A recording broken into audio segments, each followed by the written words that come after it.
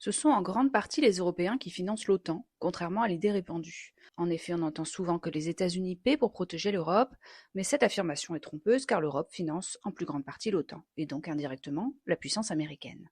Alors que paye l'Europe?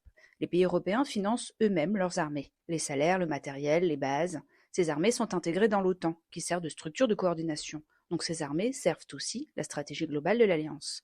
Mais l'OTAN, ce n'est pas un énorme budget commun à diviser, c'est la somme des armées nationales. Le budget commun de l'OTAN, lui, reste faible. Les budgets militaires et civils représentent environ 3 milliards de dollars par an.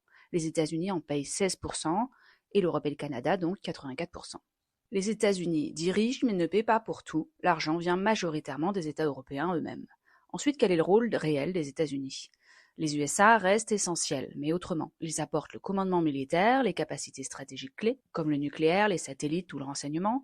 Ils ont une position dominante dans l'Alliance. De plus, les États-Unis dépensent plus, mais pas pour l'Europe, pour eux-mêmes. Ils financent leurs armées, les infrastructures OTAN en Europe et les opérations.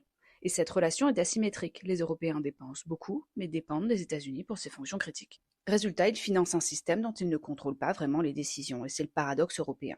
L'Europe paie une grande partie de l'effort militaire global, mais reste dépendante. Les États-Unis paient proportionnellement moins que pour l'Europe, mais gardent le pouvoir stratégique. La question qui se pose alors, faut-il que l'Europe devienne plus autonome militairement?